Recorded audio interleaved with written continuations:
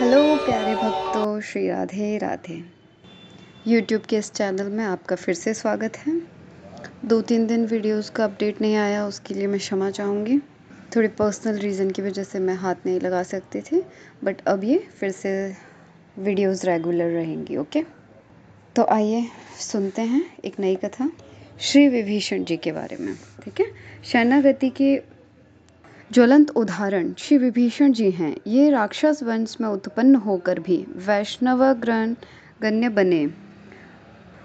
पुलस्त्य के पुत्र विश्रवा हुए। विश्रवा के सबसे बड़े पुत्र कुबेर हुए, जिन्हें ब्रह्मा जी ने चतुर्थ प्रजापति बनाया।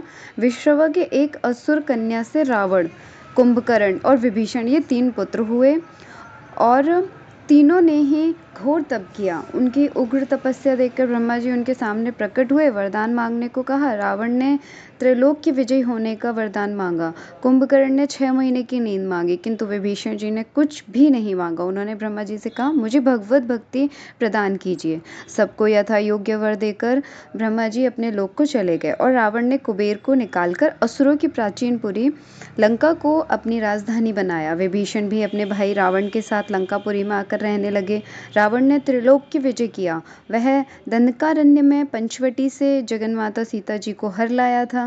विभीषण जी ने उसे बहुत समझाया, दूसरे की स्त्री को ऐसे हर लेना ठीक नहीं होता है। तुम समझते नहीं, श्री राम साक्षात परब्रह्म परमात्मा हैं, उनसे विरोध करना ठीक नहीं है। रावण ने अपने भक्त भाई की एक भी बात नहीं मानी, वह अपनी जिद पर अड़ा रहा। सीता जी को खोजने के लिए लंका में श्री हनुमान जी आए। द्वार द्वार और गली गली में वे सीता जी को खोजते फिरे। उसी खोज में उन्होंने विभीषण जी का घर देखा। घर के चारों ओर राम नाम अंकित थे, तुलसी के वृक्ष लगे हुए थे। देखकर हनुमान जी आश्चर्य में पड़ गए और सोचने लगे, लंका निश्चर निकस निवासा, यहाँ कहाँ सज्जन करवासा। अरुणोदय का समय था। अरुणोदय मतलब हो गया सूर्य निकलने का समय था। उसी समय श्री राम नाम का स्मरण करते हुए विभीषण जी जागे। श्री हनुमान जी को अभूतपूर्व आनंद हुआ। हरि जन जान प्रीति अति गाढ़ी, परस्पर में 2 अदृश्य तार मिलकर एक हो गए। अपने को अपने में ने पहचान लिया। विभीषण जी बोले, आपके प्रति हमारा स्वाभाविक प्रेम हो रहा है। भाई बंधुओं में तो मेरा प्रेम होता नहीं, इसलिए या तो आप साक्षात श्री राम हैं या उनके दास हैं। कि तुम हरि दासन में कोई, मोरे हृदय प्रीति अति हुई। कि तुम राम दीन अनुरागी, आयहु मोहि करन बड़ भागी। तब हनुमान जी ने अपना पूरे परिचय दिया। भगवान के दूत जानकर विभीषण जी प्रेम से अधीर हो उठे और अत्यंत दीनता से बोले, तात कबहु मोहि जान अनाथा, करहि कृपा भानुकुल नाथा। हनुमान जी ने कहा, भैया तुम अपने को इतना नीच दीन क्यों समझते हो? अरे प्रभु तो दीनों के ही नाथ हैं, पतितों के ही पावन हैं। तुम स्वयं सोचो, मैं ही कौन सा कुलीन हूँ। जब मुझ जैसे चंचल वानर को उन्होंने अपना लिया, तो फिर तुम्हारी तो बात ही क्या है। विभीषण जी बोले, अब मोह भा भरोस हनुमंता, बिनु हरि कृपा मिला ही नहीं संता। ये लाइन मैं दोबारा रिपीट करूंगी, मेरी बड़ी प्रिय है। अब मोह भा भरोस हनुमंता, बिनु हरि कृपा मिले ही नहीं संता।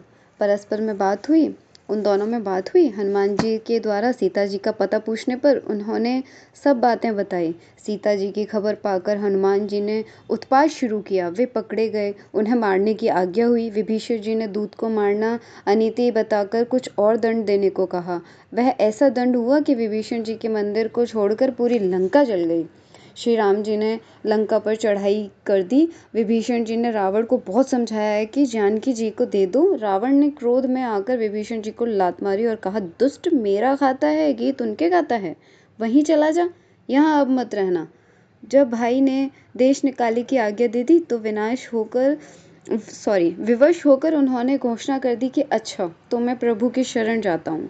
वे आकाश मार्ग से भगवान के यहाँ पहुँचे। उन्हें राक्षस जानकर भालू वानर भांति भांति के तर्क करने लगे। किसी ने कुछ कहा, किसी ने कुछ, किंतु शरणागत प्रतिपालक प्रभु बोले, उसने एक बार कहा है, मैं तुम्हारी शरण हूँ, बस इतना ही पर्याप्त है, उसे अब मैं छोड़ नहीं सकता। प्रभु ने उसे बुलाकर आते ही लंका का राज्य दे दिया। विभीषण जी की कामना तो प्रभु पाद पदों के स्पर्श से नष्ट हो गई थी, फिर भी प्रभु भक्तों की पूर्व कामनाएं भी पूरा कर रहे थे। विभीषण ने अपना सर्वस्व भगवान के चरणों में समर्पण कर दिया और हर प्रकार से भगवान की सेवा की। रावण सपरिवार मारा गया। विभीषण को राज्य मिला। उन्होंने वानर भालुओं का खूब सत्कार किया। पुष्कर विमान पर चढ़कर वे श्री राम जी को अवधपुरी तक पहुंचाने गए। वहां भगवान ने गुरुजी से अपना प्रिय सखा बतलाकर इनकी बड़ी प्रशंसा की। भगवान ने इतना बड़ा सम्मान किया और अजर अमर होने का आशीर्वाद दिया। प्रातः स्मरणीय 7 चिरंजीवियों में भक्तवर विभीषण जी भी हैं और वे अभी तक वर्तमान में भगवान कितने भक्तवत्सल हैं, वे शरणागत के सब दोष भूल जाते हैं। जानतहु अस्वामि विसारी, फिरहित काहे न होए दुखारी। मैंने पहले भी आपको प्रातः स्मरणीय भक्तों में कुछ नाम बताए थे, उनमें एक नाम ये भी जोड़ लीजिएगा, विभीषण जी। ये भी हमारे प्रातः स्मरणीय हैं। तो जब भी आप सुबह उठकर कर दर्शन करने के बाद जो प्रातः स्मरणीय, जो सुबह हम 5 भक्तों की, ऐसा प्रेमानंद जी भी कहते हैं कि 5 भक्तों के नाम लीजिए, संतों के नाम लीजिए, भगवान का नाम लेकर आप अपना बिस्तर छोड़ेंगे तो आपका हमेशा वो पूरा दिन मंगल होगा। आज एक और पावन चरित्र का श्रवण करेंगे हम। पहले एक बार मेरे साथ जयकारा लगाइए, बोलिए विभीषण भगवान की जय, श्री रामचंद्र की जय। नाउ अब हम एक और चरित्र पर आते हैं, वो है शबरी जी का, श्री शबरी जी का पावन चरित्र। चलिए शुरू करते हैं। पवित्र जीवन के बिना पवित्रतम परमात्मा को कोई नहीं प्राप्त कर सकता। उषः काल में पंपासर के तट पर महर्षि मतंग अपने शिष्यों से कह रहे थे, अतः मनसा वाचा कर्मणा पवित्रता का पालन करो। शुचि भोजन, शुचि परिधान और अपना प्रत्येक व्यवहार पवित्र होने दो। जीव मात्र पर दया और भगवान नाम में अनुरक्ति का सदा ध्यान रखो, तभी स्थावर जंगम लता वृक्ष आदि विश्व की प्रत्येक वस्तुओं में उन्हें देख सकोगे। यही सच्चा धर्म है। जाति कुल की बाधा से यह धर्म सदा मुक्त है। महर्षि और उनके शिष्यगण चले गए थे। शबरी उनके चरण चिन्हों पर लौट रही थी, जैसे उसे कोई अमूल्य निधि मिल गई हो। दक्ष की ओर से ऋषि के समस्त उपदेश आदेश सुन लिए थे, उनसे उसकी आंखें बरस रही थीं। शबरी का मन उसके शैशव से ही अशांत था। भोले भाले पशु पक्षियों की हत्या देखकर वह सिहर उठती थी। उनकी लहूलुहान देह देखकर वह अपनी आंखें बंद कर लेती थी। अकेले कोने में मुंह छुपाकर रोने लगती थी। चिंता, शोक और कलेश से उसके दिन बीतते रहे। वह नव यौवन संपन्ना नारी बनी। विवाह की तैयारी हो गई। पति वीर था, एक बाण से दो पक्षियों को मार लेता था। तेज से तेज दौड़ता हुआ हिरन उसकी आंखों के सामने से बच नहीं पाता था। प्रशंसा सबरी ने भी सुनी, पर वह छटपटा उठी। एकांत में जाकर अशांत मन से विवश के प्राणाधार से प्रार्थना करने लगी, देव मुझे पापों से बचाइए। मैं अधम से भी अधम मूर्ख नारी हूँ। मुझे पथ का ज्ञान नहीं है। आप मेरी रक्षा करें नाथ, मैं आपकी शरण में हूँ। प्रार्थना करते करते रात अधिक हो गई। शबरी ने अपना कर्तव्य निश्चय कर लिया। अर्धरात्रि का समय था। सर्वत्र नीरवता का साम्राज्य था। आकाश में तारे किंकर्तव्य विमूढ़ हो टुकुर टुकुर ताक रहे थे। शबरी चुपके से दबे पांव घर से निकल पड़ी और घने जंगलों में जाकर विलीन हो गई। कनकाकीर्ण पथ, नदी, वन और पर्वत का उसे ध्यान नहीं था। वह भागती चली जा रही थी अनिश्चित स्थान की ओर। उस समय उसे केवल यही ध्यान था कि मैं अपने माँ बाप के हाथ ना आ जाऊं। हिंसा से बचकर आजीवन ब्रह्मचारिणी रहकर प्रभु भजन करूं। भागने में उसे अपने तन मन की सुध ही नहीं रही। न क्षुधा थी, न तृष्णा, न भूख थी, न प्यास। 2 दिन बाद वह पंपासल पर पहुंची थी। वह थक गई थी। प्रातः हो चला था। पूर्व क्षितिज पर अरुणिमा बिखरी हुई थी। उसी समय स्नानार्थी मतंग ऋषि की चर्चा उसने सुन ली थी। महर्षि के दर्शन से अद्भुत प्रभाव उसके मन पर पड़ा। अपूर्व शांति का उसे आज अनुभव हुआ था। वहीं रहने का उसने निश्चय कर लिया, पर उसके रहने से ऋषियों के तप में विघ्न पड़ेगा। इस विचार से उसने अपने रहने के लिए ऋषियों के आश्रम से दूर एक छोटी सी कुटिया बना ली। उसने समझ लिया था कि भगवान के प्राणधार उसके भक्त होते हैं। भक्तों की कृपा हो जाने पर भगवत दर्शन निश्चित हो जाएगा। वह एक पहर रात्रि रहते ही ऋषियों की कुटियों के आसपास की भूमि तथा पंपासर की आने जाने वाली मार्ग पर झाड़ू लगा देती। एक कंकड़ भी किसी महर्षि या उसके भाग्यशाली भक्त के चरणों में चुभ ना जाए, इसलिए वह बार बार झाड़ू लगाती। वहां जल छिड़क कर सुगंधित पुष्प डाल देती। कुटिया के द्वार पर सूखी लकड़ियों का ढेर रख देती, जिससे समिधा लाने के लिए मुनिजनों को किसी प्रकार का कष्ट न उठाना पड़े। शबरी का यह नित्य का काम था, पर मुनि लोग चिंतित थे, गुप्त रीति से यह सेवा कार्य कर कौन रहा है। ऋषिगण कुछ ते नहीं कर पाए। शिष्यों ने पहरा दिया, शबरी पकड़ ली गई। मतंग ऋषि के सामने उपस्थित कर दिया शिष्यों ने उसे। शबरी कांप रही थी, उसने बोलने का साहस ही नहीं था। ऋषि की अपराधिनी थी वह। मतंग ऋषि ने उसे देखा, उसके मुंह से निकल गया, भगवत भक्ति में जाति बाधा नहीं डाल सकती। शबरी परम भक्त है।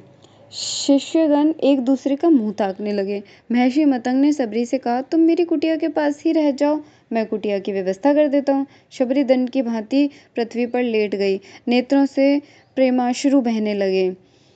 आज उसका भाग्योदय हुआ है, अब वह तपोधन महर्षि की सेवा खुलकर कर सकेगी। मतंग ऋषि व अन्य ऋषिगण कुपित हो गए। अनधिकार चेष्टा की है महर्षि ने, वे मर्यादा का उल्लंघन कर रहे हैं। नैस्तिक तपोव्रतधारी ऋषि भगवत भक्त की महिमा नहीं समझ पा रहे हैं। अधम कहीं कि स्पर्श कर दिया मुझे, पुनः स्नान करना पड़ेगा।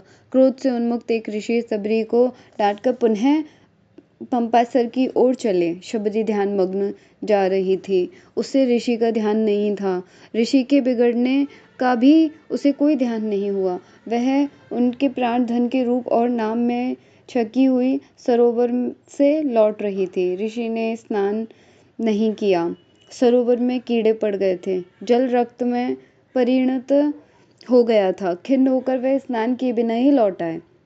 आपके बिना मैं रह नहीं सकूंगी मुनिनाथ, फूट फूट कर रोती हुई शबरी महर्षि मतंग से कह रही थी। और मेरे आधार आप ही हैं, आपके ही द्वारा मुझे ऋषियों की थोड़ी बहुत सेवा का सौभाग्य प्राप्त हुआ है।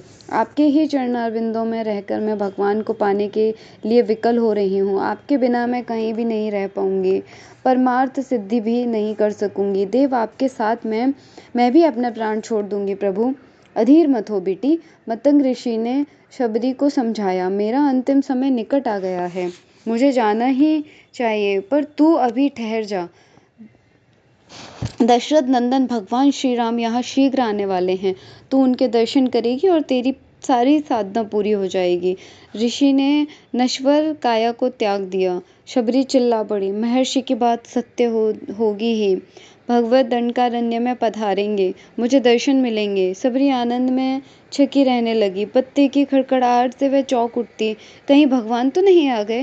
वह प्रतिदिन मार्ग साफ करके मीलों तक भगवान को जो आया करती थी। भगवान पहले मेरे यहाँ पधारेंगे, ऋषियों का निश्चय था। भगवान आए और आते ही शबरी की कुटिया पूछने लगे। ऋषि चकित थे, प्रेम रूप भगवान शबरी की कुटिया में पधारे। आह, शबरी का क्या कहना। सबरी देख राम गृह आए, मुनि के वचन समझो जिय भाए। सरसिज लोचन बाहु विशाला, जटा मुकुट सिर उर्वन माला। श्याम गौर सुंदर दो भाई, सबरी परिचरण लपटाई। प्रेम मगन मुख वचन न आवा, पुनि पुनि मद सरोज सिर नावा। वह प्रेम में आत्म विभोर हो गई थी, वाणी उसकी अवरुद्ध हो गई थी। चरणों को पकड़कर अनंत सौंदर्य में भगवान की ओर टकटकी लगाकर देखने और आंसू बहने के अतिरिक्त वह और कुछ नहीं कर पा रही थी। उसके वश की कोई बात नहीं थी। प्रभु, आपके लिए एकत्र किए हुए फल मूलादि रखे हैं। बड़ी कठिनता से अर्घपान देने के बाद शबरी ने कहा, वह चुने हुए मीठे बेरों को प्रतिदिन भगवान के लिए रखती थी। उन बेरों को ले आई, बड़े प्रेम से देने लगी। भगवान आनंद पूर्वक खाने लगे। भगवान को उन बेरों में इतना अधिक स्वाद और आनंद का अनुभव हो रहा था, जैसे प्रेममयी दायिनी जननी कौशल्या जी उन्हें भोजन करा रही हों।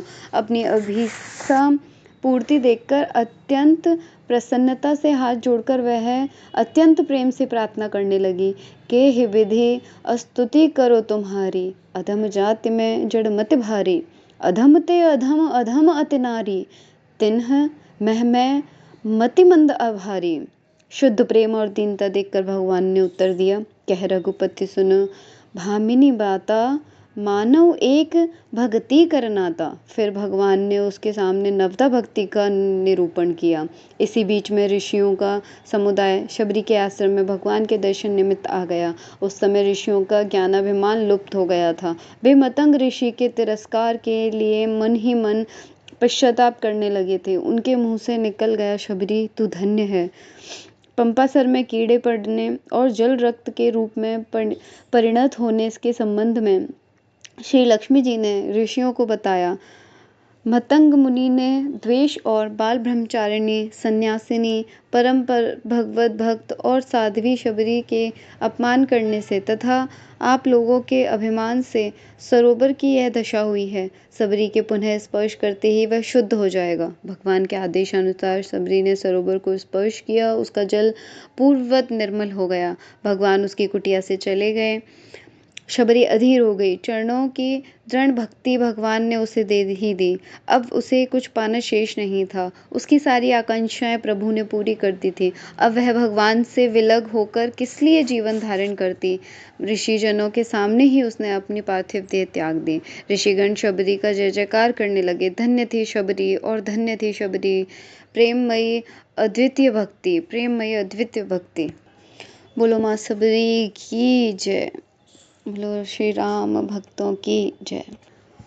तो भक्तों, ये थे आज के प्रसंग। अब इन्हें हम यहीं विराम देते हैं। अब से ये वीडियोस आपके लिए डेली आएंगे, तो देखते रहिए, अपनी भक्ति को प्रगाढ़ कीजिए, अपने विश्वास को बनाए रखिए और भगवान का नाम लेते रहिए। अपना ख्याल रखिएगा। राधे राधे।